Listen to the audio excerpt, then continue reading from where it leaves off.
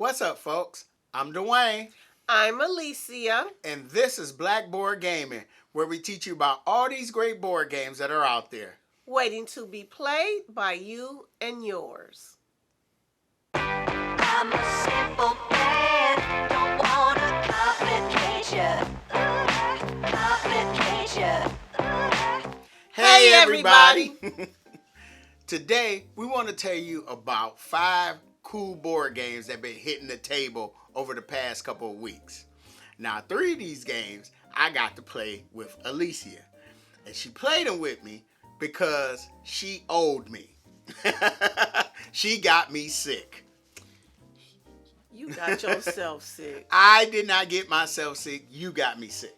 All right, so I did catch a bug from my students, but he knew I had it. He should have took the proper precautions. I did whatever I could. I tried to avoid you as much as possible, but that was hard with us living in the same house. So I ended up catching that same bug, and she felt bad, and she asked me, "What can I do to help you make you feel better?" Let us play some games. I would have played the games with him anyway, just for the record. I know, but it felt good holding this over your head. Well, at least you're honest. I am honest, but I did think you would enjoy these games. All right. I did pick some cool games that I thought you would have liked. Okay. All right, so without wasting any time, we're going to get right to it. So the first game we're going to talk about is a game that I picked up at a local board game spot. And I knew that Alicia was going to really enjoy this game because of the theme.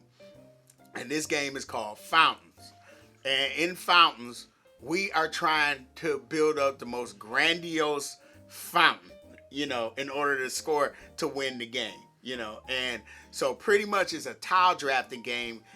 And the tiles are these big, thick tiles. And you're drafting them by moving these pieces around this rondel. There are 3 different pieces of 3 pawns. There's a white pawn, a blue pawn, and a green pawn. And you choose one and you move it 1 to 3 spaces. And then you're going to draft a section of the fountain to place it into your fountain. So, here's the thing. You don't have a specific color. The 3 pawns are available for every player.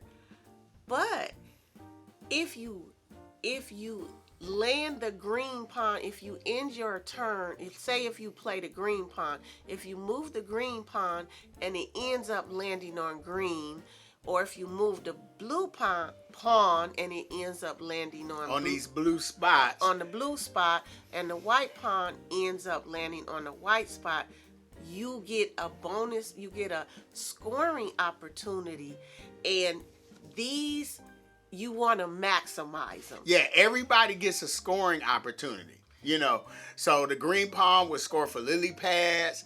The white pawn landing in the white space would score for fish, and the active player that moved the pawn gets to choose what color fish. The blue pawn scores for sections of your fountain. Sections of the water that you have. Yeah, and whoever has the most sections in their fountain will gain points. It's like a majority thing. See, the thing though is, like the lily pads. If you land on green, of course you get to count your lily pads, but your opponents get to count theirs too.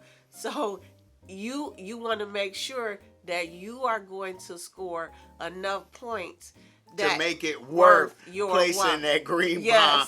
And now, if somebody places a white pawn in the green spot, no scoring bonus. Right. There's also coins on these tiles, and if you place one of those sections into your fountain with coins on it, you'll score 5 points immediately. The thing is, you got to make sure all the sections of your fountain is getting water. Have water flow, because if they don't, then you get pond scum and you don't score for that section of the fountain. Yeah, now you can remove the pond scum by making sure that that section of the fountain has access to water. And like I said, you're building up your fountain. Like you got the first level, you build it up the second level and third level. And the cool thing about that is the higher levels of the lily pads or the fish or whatever, you score more points. You get to multiply they serve as a multiplier. Each tier serves as a multiplier. Yeah, so it's pretty. The game is pretty cool. The game is pretty. It's visually appealing. It's not an entry level game, but it's not a brain burner. But it has enough strategy that it does make you think and plan ahead.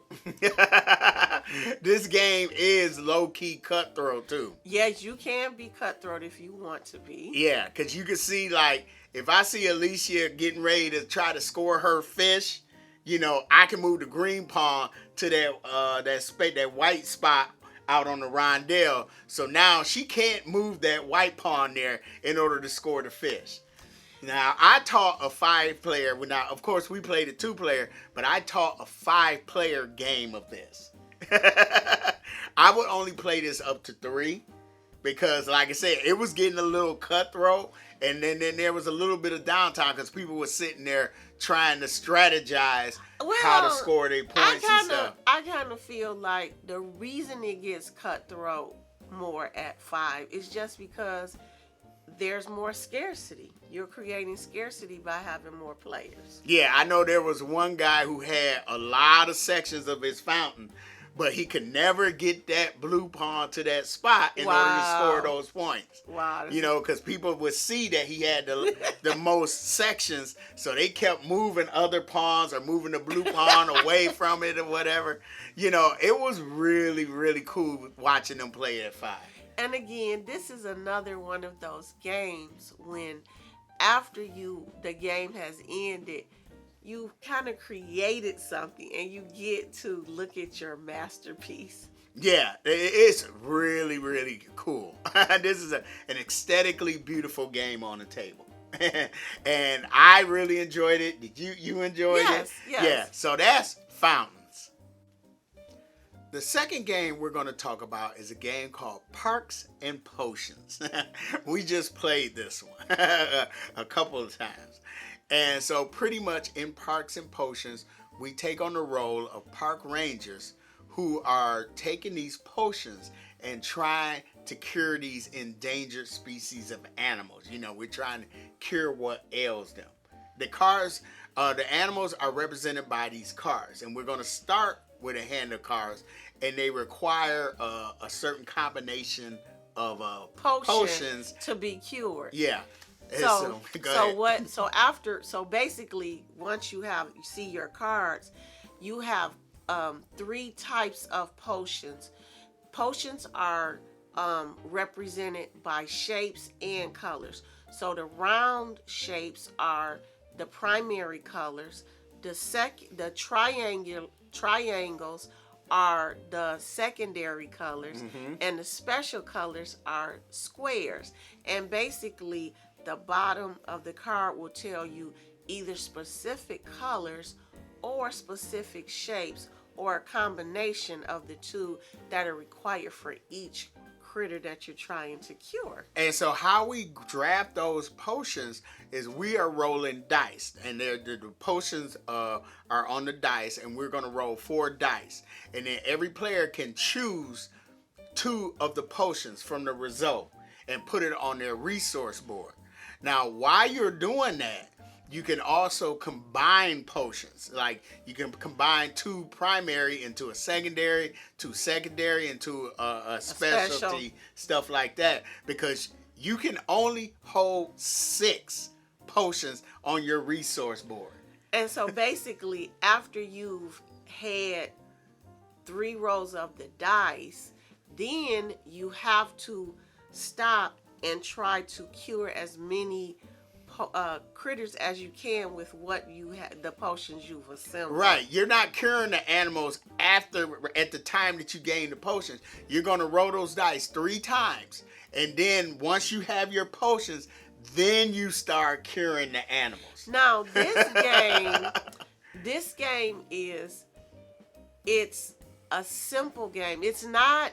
I don't necessarily think it's an entry game, but I think it's just above it. It's not complicated at all. Well, the complicated part comes with trying to maximize your the potions that you're getting. Trying to be efficient. Yes, because like I said, you can only hold 6.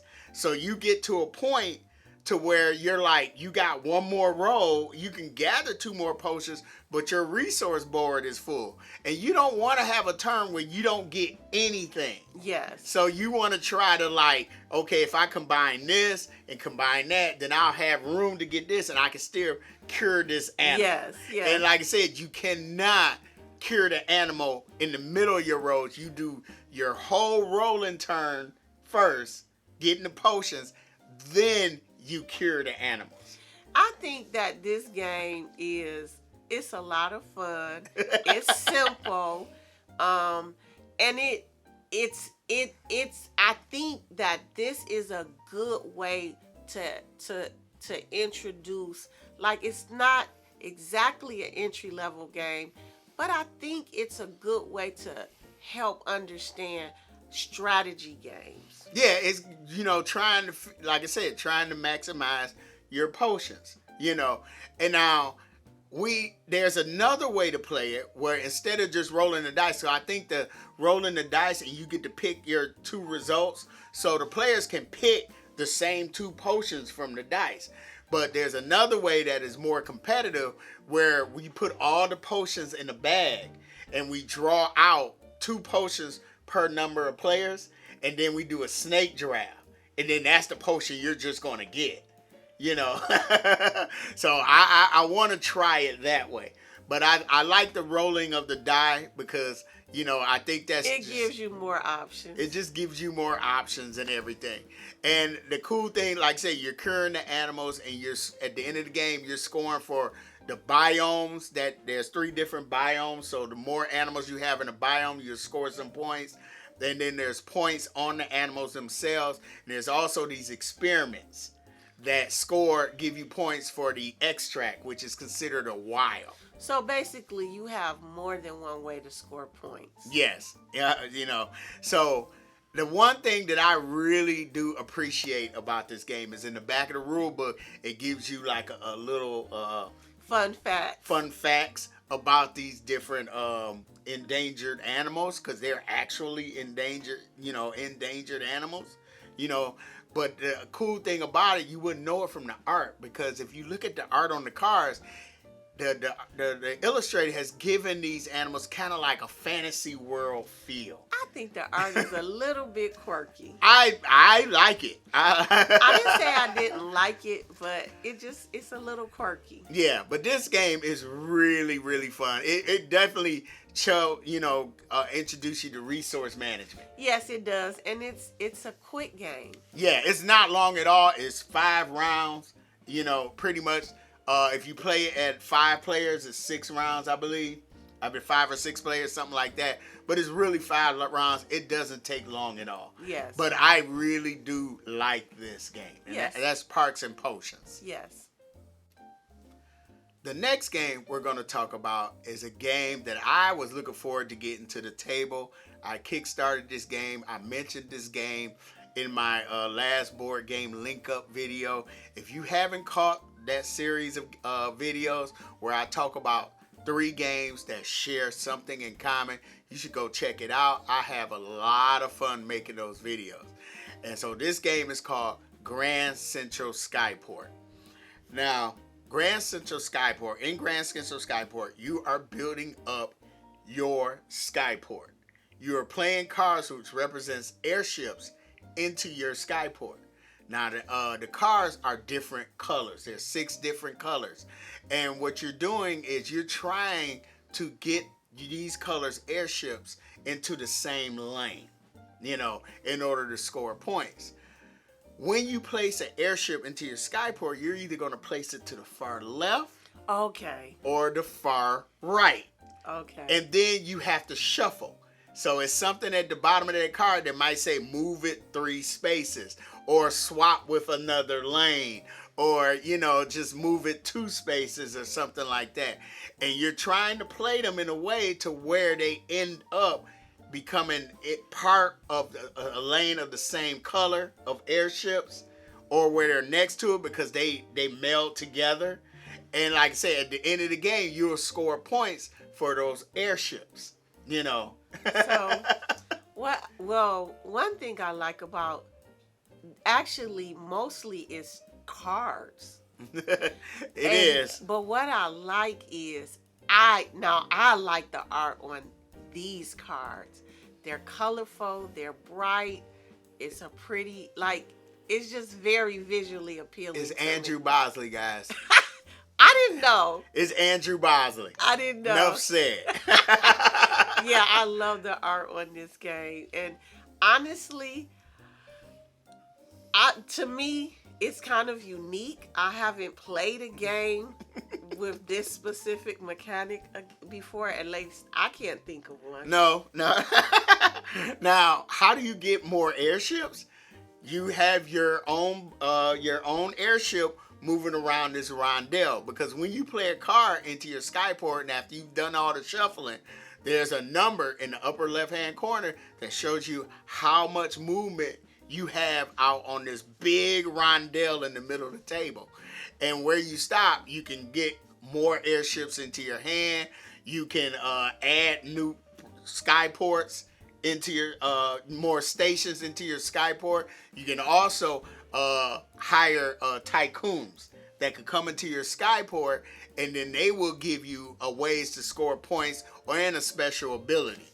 And the game is just really, really puzzly. I played this twice two-handedly, and then I introduced it to Alicia, and it was fun watching her try to figure out, if I put this airship, do I put it on the right or the left? And it will move this, so I had to swap it with this, and it's just really, really cool, I do like it is puzzly. I like that.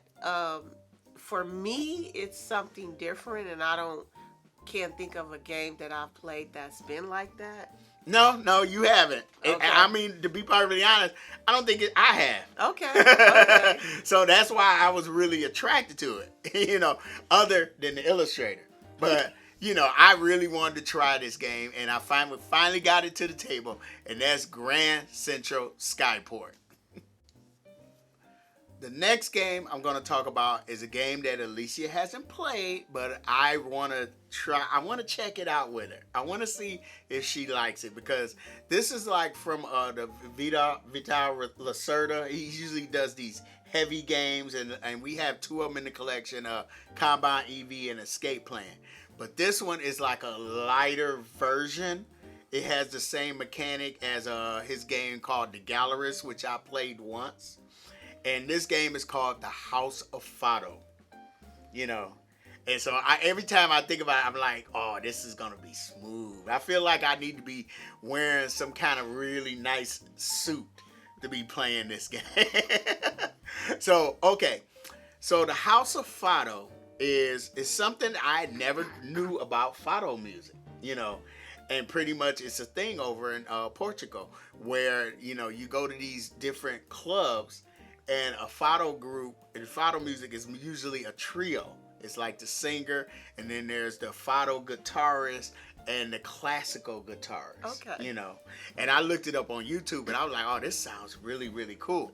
And so in the House of Fado, you are running a restaurant, and you are hiring these the singers and the guitarists, the classical guitar and the fado guitar, and you bringing them into your restaurant. Okay. And when you bring them into your restaurant, they're fame one, but you're trying to raise their fame and promote them.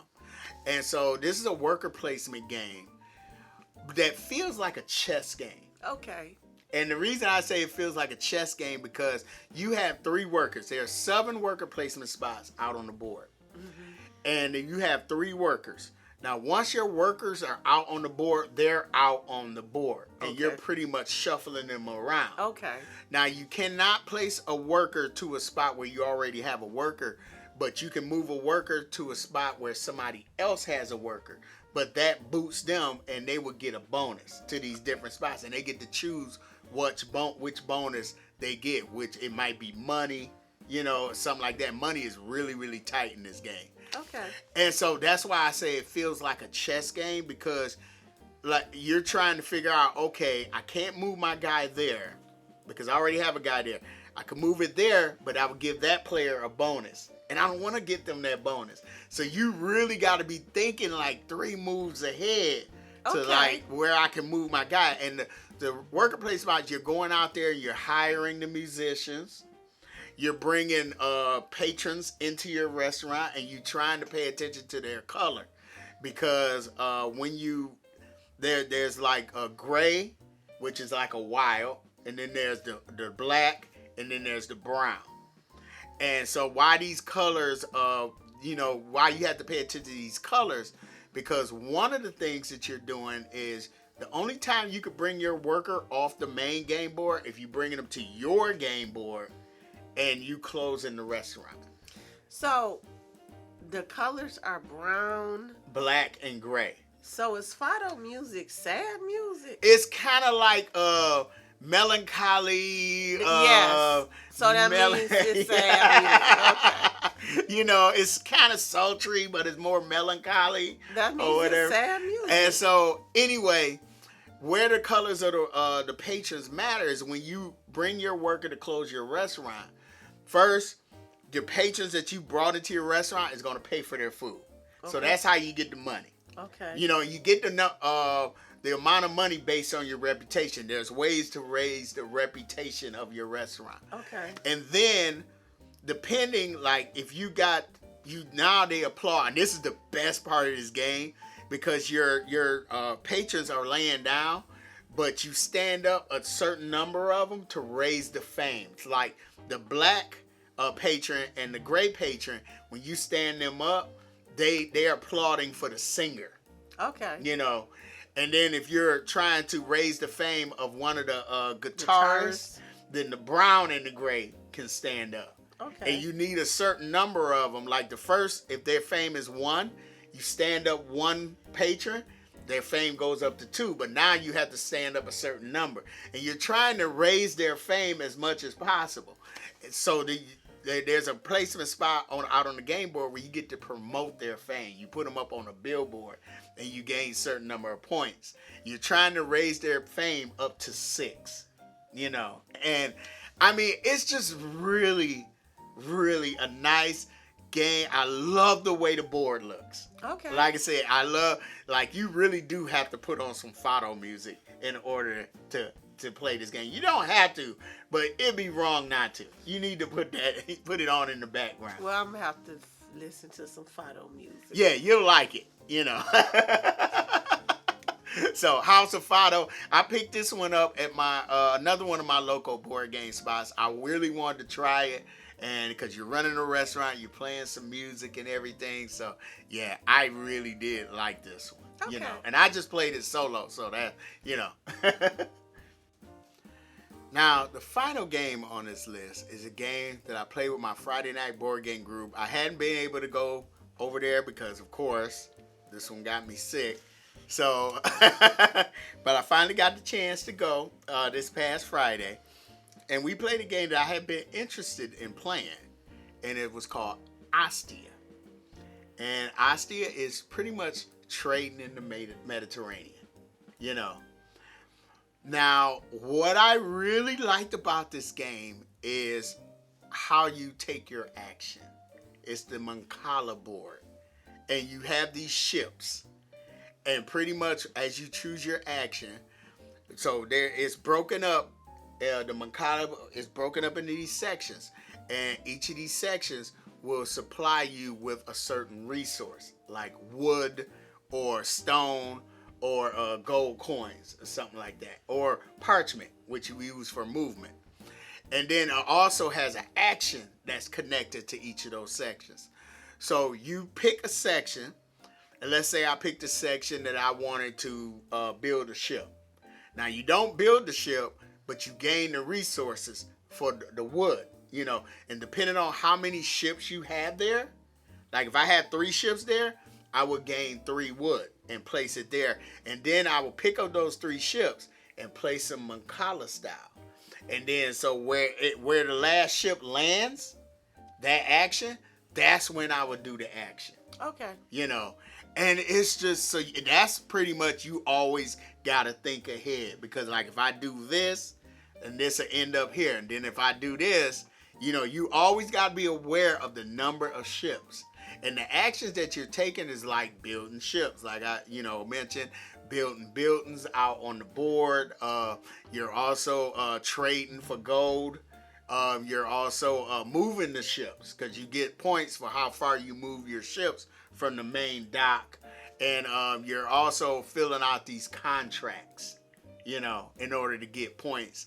And I mean, after the one play, you know, I was really into it. I was really into how you make those decisions, and it's a good ways to score points. You're also trying to move up this track in order to multiply points. It's like a multiplier. The further you move up the track, it'll multiply the points at the end of the game. Okay. You know, Ostia, I think you would really like Ostia. Ostia sounds a little bit hard. It's not that hard. So Ostia is made by the same people that did the one we like, Aqua Garden. Okay. Is that the one with the aquariums? Yes. Yes. Aqua Garden, which was really, really nice. So that's the last game that we have on the list. So we've just talked about 5 games that we've gotten to the table and we've really enjoyed. Tell us in the comments below, what games have you been getting to the table lately? And which games have you really found enjoyable? Yeah. And if you like the contents of this video, feel free to hit the like button, subscribe. Follow us on Instagram, Facebook, and Blue Sky. I'm Dwayne. I'm Alicia. This has been Blackboard Gaming. We will see you next time.